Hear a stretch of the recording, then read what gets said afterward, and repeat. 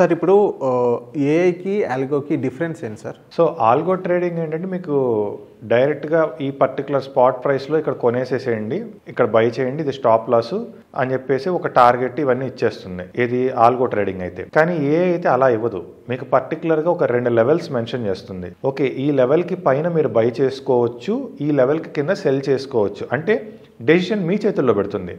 By చేసుకుంటారా cell చేసుకుంటారా మీ ఇష్టం అది. కానీ అది మీకేంటంటే ఇది దాటితే బై చేసుకోవచ్చు, అప్పుడు టార్గెట్ ఎంత రావచ్చు, ఈ లెవెల్ దాటితే సెల్ చేయొచ్చు, అప్పుడు టార్గెట్ ఎంత రావచ్చు అని చెప్పేసి మీకు డెసిషన్ అనేది మీ చేతుల్లో పెడుతుంది. కానీ ఆల్గో అనేది ఏంటి, డెసిషన్ మేకింగ్ అదే చేసేస్తుంది. ఇక్కడ నువ్వు బై చేయి, ఇది స్టాప్ లాస్, ఇక్కడ నువ్వు బై చేయి అని చెప్పేది ఆల్గో.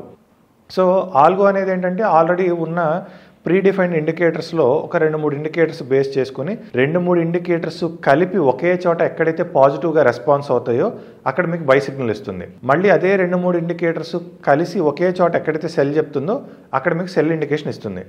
సో ఈలోగా బై సెల్ అనేది సిస్టమ్ జనరేట్ చేసి, అంటే మీరు ఇప్పుడు మీ ట్రేడింగ్ టెర్మినల్ని ఆల్గోకి లింక్ చేసేసారనుకోండి, ఇంకా అది ర్యాండమ్గా బై సెల్ చేసుకుంటూ వెళ్ళిపోతుంది. ఇంకా మీ వర్క్ ఏం లేదు.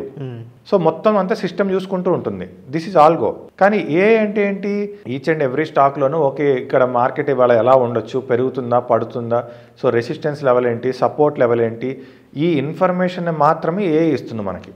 అంతేగాని ఏ మీకు కరెక్ట్గా ఇక్కడ ఖచ్చితంగా బై చేయి, ఈ ప్రైస్లో ఖచ్చితంగా సెల్ చేయి అనేది ఏ చెప్పలేదు. ఓకే సార్, ఇక్కడ సక్సెస్ రేషియో రెండింటిలో కంపేర్ చేస్తే ఎవరికి ఎక్కువ ఉందంటారు? అసలు ఏఐని ట్రేడింగ్ పాయింట్ ఆఫ్ వ్యూలో వాడటం అనేది కరెక్ట్ కాదు. అంటే మనం జస్ట్ వాడచ్చు అంటారా? ఏఐని అయితే ట్రేడింగ్ పాయింట్ ఆఫ్ వ్యూలో వాడటం కరెక్ట్ కాదు. ఇన్ఫర్మేషన్ తీసుకునే పాయింట్ ఆఫ్ వ్యూలో ఏఐ ది బెస్ట్. ఓకేనా. ఆల్గో అనేది ఏంటంటే నాకు అసలు ట్రేడింగ్ చేసే టైం లేదు, నా జాబ్ నాకు ఉంది, నాకు ట్రేడింగ్ చేసే టైం లేదు, నేను ఎంతో కొంత డబ్బులు పెడతాను, నాకు ఎంతో కొంత ప్లస్ ఆర్ మైనస్ ఒక 5% అయినా 10% అయినా నాకు ఇబ్బంది లేదు అని అనుకునే వాళ్ళకి ఆల్గో బెస్ట్. ఓకే. కానీ ట్రేడింగ్నే నేను కెరియర్గా తీసుకుంటాను, నేను ట్రేడింగ్లోనే ఎదగాలనుకుంటున్నాను అని అనుకుని అప్పుడు నేను ఏఐ మీద డిపెండ్ అవుతాను లేదా ఆల్గో మీద డిపెండ్ అవుతాను అంటే ఎందుకు పనికిరాదు. ఏఐ కనీసం నాలెడ్జ్ గెయిన్ చేయడానికన్నా పనికి వస్తుంది, కానీ ట్రేడ్స్ ఎగ్జిక్యూట్ చేయడానికి పనికిరాదు. ఆల్గో అసలు పనికిరాదు. సార్ ఇప్పుడు ఆల్గో అసలు పనికిరాదు అన్నారు, కానీ కొంతమంది ఆల్గో మీద కొంతమంది నాలెడ్జ్ లేకుండా కానీ దాన్ని కెరియర్గా, ట్రేడింగ్ అనేది ఒక కెరియర్గా ఆల్గోని నమ్ముకొని ఉన్నారు. సో వాళ్ళ పరిస్థితి ఏంటంటారు? అదే నేను చెప్పింది, ఆల్గో ఎవరికి పనికిరాదని చెప్తున్నాను. నాకు ప్లస్ ఆర్ మైనస్ ఎంత ఉన్నా, అంటే ప్లస్ ఆర్ మైనస్ 5% ఉన్నా 10% ఉన్నా నాకు పర్లేదు అని చెప్పేసి కొంతమంది ఉంటారు. వాళ్ళకి టైం ఉండదు, ట్రేడింగ్ మీద చూసే టైం ఉండదు. వాళ్ళు ఆల్గోకి ఇచ్చేసి ఒక బెస్ట్ ఆల్గో ఏదైనా పెట్టుకొని ఒక ఆల్గోకి ఇచ్చేసి ప్లస్ ఆర్ మైనస్ 10 వచ్చి నాకేం ప్రాబ్లం లేని వదిలేసే వాళ్ళకి అది బెస్ట్. కానీ నా ఓన్గా నేను ట్రేడింగ్ చేసి నేను ఎదగాలి అనుకుంటున్నప్పుడు మరి నాకు ఎక్స్పెన్సెస్కి డబ్బులు కావాలి కదా. నేను ఆల్గోకి ఇచ్చేసి నాకు +10 వచ్చినా -10 వచ్చినా పర్లేదు అనుకుంటే నేను ఎదగలేను కదా. అవును. సో మీరు సక్సెస్ఫుల్గా ట్రేడర్గా ఎదగాలి అన్నప్పుడు మీకు ఆల్గో హెల్ప్ చేయదు. ఇప్పుడు ఆల్గోని బ్లైండ్గా నమ్మొచ్చు అంటారా? బ్లైండ్ ఎలా అంటే ఒక లంసమ్ అమౌంట్ ఆల్గోకి ఇచ్చేసి అలా వదిలేసి 5% 10% రోజుకి మార్జిన్ చూపిస్తుంటే, డైలీ మార్జిన్ చెప్పలేదు నేను, మంత్లీ మార్జిన్ చూపిస్తుంటే అలా నమ్మొచ్చు అంటారా ఆల్గోకి? అది మీ ఫినాన్షియల్ సిచ్యువేషన్ బట్టి ఉంటుంది. ఇప్పుడు ఒక మిడిల్ క్లాస్ మ్యాన్ అలా అయితే ఇవ్వలేడు. అవును, మిడిల్ క్లాస్ మ్యాన్ మామూలుగా చెప్తున్నాను, ఇవ్వలేడు. మీకు ఏదన్నా బాగా డబ్బు ఉండి మీకు ఇది నాకు పోయినా పర్వాలేదు అనుకుంటే అది ఇంకో ఆస్పెక్ట్. కానీ ఎవరైతే మనం డబ్బుని సంపాదించాలి అని కోరుకుంటున్నారో వాళ్ళకి ఆల్గో అయితే బెస్ట్ చాయిస్ కాదు, నా ఒపీనియన్ అది.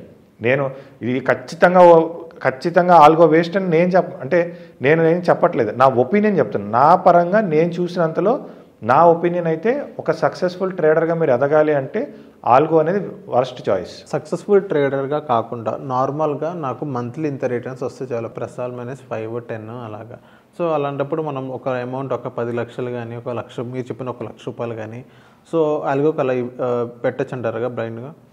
ఖచ్చితంగా పెట్టచ్చు. మీరు ఏంటంటే ఇంటి ముందు దీపం వెలిగించేసి నైట్ టైం బయట పెట్టేసి పొద్దున కల్లా అది ఉంటుందా లేదా చూసుకుంటే ఎలా ఉంటుందో ఆల్గోలో డబ్బులు పెడితే కూడా అలానే ఉంటుంది.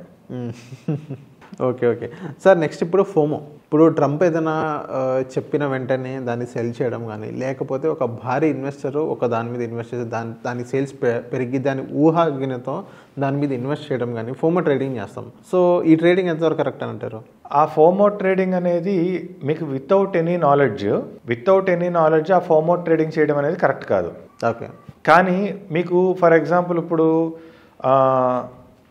ఒక పర్టికులర్ పర్సన్ ఒక పర్టికులర్ స్టాక్లో ఇన్వెస్ట్ చేస్తున్నారు అనే న్యూస్ ఇంకా బయటకు రాలేదు, బట్ చర్చల్లో ఉన్నాయి, ఈ ఇన్వెస్టర్ ఇన్వెస్ట్ చేసే అవకాశం ఉంది అని మీకు ఏదైనా న్యూస్ వచ్చింది అనుకోండి, మీరు వెంటనే అది టెక్నికల్గా ఎంతవరకు కరెక్ట్ ఉందో చెక్ చేసుకోవాలి. ఓకే. ఏంటంటే ఇప్పుడు ఫర్ ఎగ్జాంపుల్ మీరే ఒక పెద్ద ఇన్వెస్టర్, మీరు ఒక కంపెనీలో ఇన్వెస్ట్ చేస్తున్నారు. మీరు ఇన్వెస్ట్ చేయడం వల్ల ఆ స్టాక్ ప్రైస్ పెరుగుతుందని మీకు తెలుసు. మీరు కనీసం మీ పక్కన ఉన్న మీ ఫ్రెండ్స్కి, క్లోజ్ ఫ్రెండ్స్కి ఒక 10 మందికి చెప్పరా? చెప్తారా చెప్పరా? డబ్బులు వస్తుందని చెప్తా. వాళ్ళు ఇంకో 10 మందికి చెప్పరా? వాళ్ళు ఇంకో 10 మందికి చెప్పరా? అంటే మీరు ఒక్కళ్ళు ఇన్వెస్ట్ చేసే టైంకే ఇంకా కొంతమంది ఆల్రెడీ యాడింగ్లో ఉంటారు.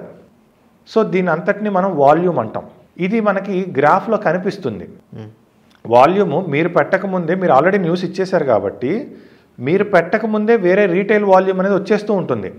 ఓకే, ఆ రీటైల్ వాల్యూమ్ని బట్టి ఓకే ఇక్కడ మార్కెట్ ప్రైస్ ఇక్కడ నుంచి పెరగకుండా రివర్స్ అవుతుంది అంటే ఇక్కడ ఏదో వాల్యూమ్ బిల్డ్ అయింది అని మనం వాల్యూమ్ ద్వారా దాన్ని అంటే దాన్ని ముందుగా ఐడెంటిఫై చేసుకోవచ్చు. ఓకే, ఈ స్టాక్లోనే పలానా ఇన్వెస్టర్ కూడా పెడతా అంటున్నాడు, సో ఇక్కడ ప్రైస్ టర్న్ అవుతుంది అంటే వాల్యూమ్ కూడా బిల్డ్ అయ్యే అవకాశం ఉంది అని వాల్యూమ్ చెక్ చేసుకొని అలా మీరు ఇన్వెస్ట్ చేస్తే సక్సెస్ అవుతారు. అలా కాకుండా మీకు ఎటువంటి ఫండమెంటల్ కానీ టెక్నికల్ అనాలిసిస్ కానీ ఎటువంటి అనాలిసిస్ లేకుండా జస్ట్ ఏదో ఒకళ్ళు ఒక స్టేట్మెంట్ ఇచ్చారు పడిపోతుందని ఫోమోలో సెల్ చేశారు అనుకోండి, కరెక్ట్గా అక్కడే బిగ్ ప్లేయర్స్ బై చేశారనుకోండి, మొత్తం రివర్స్ అయిపోతుంది.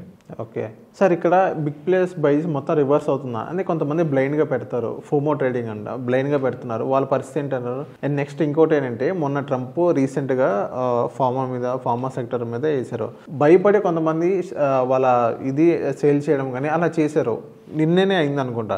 సో వాళ్ళ పరిస్థితి ఏంటని అంటారు. అంటే వాళ్ళకి ఎలా సెల్ చేశారు? ఇన్వెస్ట్మెంట్ విత్డ్రా చేసుకున్నారా లేదంటే ట్రేడింగ్లో సెల్ చేశారా? ట్రేడింగ్లో సెల్ చేస్తే మరి సెల్ చేసిన తర్వాత అది పడిపోతే ప్రాఫిటే కదా. సెల్ చేసి పడిపోతే ప్రాఫిట్, కానీ బై చేసి అది పడిపోతే వాళ్ళకి లాస్ వస్తుంది. అవును. సో అలాగే కొంతమంది పేషెన్సీగా అలాగే ఉంచుకుంటారు. సో అది ఎప్పుడు రేజ్ అయితే అలా చూసుకొని ఉంచారు. వాళ్ళు కూడా ఎప్పుడు గెయిన్లోనే ఉంటారా? వాళ్ళకి నాలెడ్జ్ ఉన్నట్ట లేకపోతే లేనట్టు అంటారా? అసలు పేషెన్స్గా వెయిట్ చేసే వాళ్ళందరూ ఇన్వెస్టర్సే. ట్రేడింగ్లో ఎవరికి పేషెన్స్ ఉండదు. ఓకే, ట్రేడింగ్లో ఎవరికి పేషెన్స్ ఉండదు. పేషెన్స్గా వెయిట్ చేశారంటే వాళ్ళు ఇన్వెస్టర్స్. సో వాళ్ళు ఏంటంటే ఓకే ఈ పలానా స్టేట్మెంట్ వల్ల ఈ ప్రైస్ పడింది కాబట్టి వాళ్ళు ఏం చేస్తారంటే ఇంకా బెస్ట్ ప్రైస్ ఎంతవరకు పడుతుందని వెయిట్ చేస్తారు. ఇంకా ఎందుకంటే ఇంకా డంప్ చేసుకోవడానికి. ఇప్పుడు ఫార్మా సెక్టర్ అనేది వాళ్ళకి అయిపోదు కదా. ఫర్ ఎవర్ భూమి మీద మనిషి ఉన్నంతకాలం ఫార్మా సెక్టర్ కావాల్సిందే కదా. ఒక్క స్టేట్మెంట్తో ఫార్మా సెక్టర్ మొత్తం పడిపోదు కదా. సో యాక్చువల్గా ఏంటంటే స్టాక్ మార్కెట్లో మనం వాడే పదాలు ఏంటంటే స్టాక్ మార్కెట్ ఇవాళ కుప్ప కూలిపోయింది, ఈ స్టాక్ పడిపోయింది అని చెప్తారు. బట్ హైలీ ప్రొఫెషనల్ లాంగ్వేజ్లో, ట్రేడింగ్ లాంగ్వేజ్లో చెప్పాలంటే పడిపోయిందని ఎక్కడ అనరు, దాన్ని డిస్కౌంట్ అంటారు లేదా రీట్రేస్మెంట్ అంటారు. ఓకేనా? ఇప్పుడు మీకు క్లియరెన్స్ సేల్ కావాలి. అవును, క్లియరెన్స్ సేల్ కావాలంటే వాడు ఏం చేస్తాడు? 50% డిస్కౌంట్ అంటాడు. సో 50% డిస్కౌంట్ అనగానే వాడికి సేల్ అంతా క్లియర్ అయిపోతుంది కదా. అలానే ఒక స్టాక్ కూడా చాలా హై ప్రైస్కి వెళ్ళిపోతుంది. హై ప్రైస్లో ఇంకా వాడికి ఇన్వెస్టర్స్ రావట్లేదు కాబట్టి వాడు ఏం చేయాలి? ప్రైస్ డిస్కౌంట్ ఇవ్వాలంటే వాడు పడేయాలి ప్రైస్ని. సో ఆ ప్రైస్ పడిన తర్వాత అప్పుడు మళ్ళీ ఇన్వెస్టర్స్ వస్తారు, అట్రాక్ట్ అయ్యి ఓకే ఈ ప్రైస్ పడింది కాబట్టి మళ్ళీ ఇది ఫ్యూచర్లో గ్రో అయ్యే అవకాశం ఉంది అని చెప్పేసి ఇన్వెస్టర్స్ వచ్చి ఇన్వెస్ట్ చేస్తారు. సో ఎప్పుడైనా స్టాక్స్ ఫాల్ అవుతున్నాయి అంటే it is coming to discount. So ఆ డిస్కౌంట్లో మనం బై చేస్తాం. అయితే ఇది ఎవరు చేస్తారు? ఓన్లీ ఇన్వెస్టర్సే. అవును. సో ఇప్పుడు ఫర్ ఎగ్జాంపుల్ మీకు కరోనా వేవ్లో స్టాక్స్ అన్ని బాగా పడిపోయాయి. ఆ టైంలో మీకు అబ్జర్వ్ చేస్తే టాటా మోటార్స్ అనే స్టాకు 60 రూపాయలు 80 రూపాయలు దొరికింది. ఈ రోజున టాటా మోటార్స్ చాలా హై రేంజ్లో ఉంది. మరి ఆ రోజున 60 రూపాయలు 80 రూపాయల్లో నాకు తెలిసిన ఎంతోమంది ఇన్వెస్టర్స్ ల్యాక్స్లో ఇన్వెస్ట్ చేశారు. ల్యాక్స్లో. ఎందుకని? ఆ కంపెనీకి ఉన్న క్రెడిబిలిటీని బట్టి. సేమ్ అదే వేలో ఇప్పుడు ఫార్మా సెక్టర్ మొత్తం ఒకసారికి ఏం పడిపోదు కదా. మనిషి ఉన్నంత వరకు ఫార్మా కావాలి కదా. అవును, భూమి మీద ఆఖరి మనిషి ఉన్నంత వరకు ఫార్మా అనేది కావాలి. సో ఫార్మా ఏం పడిపోదు, మళ్ళీ రీగెయిన్ అవుతుంది. దానికి ఇంకో న్యూస్ వస్తుంది. ఇవాళ ఒక న్యూస్ వల్ల పడిపోయింది, రేపు ఇంకో న్యూస్ వల్ల మళ్ళీ అదే ఫార్మా రైజ్ అవుతుంది. అది. సో థ్యాంక్ యూ సార్ మా సోషల్ పోస్ట్ వచ్చినందుకు. Thank you.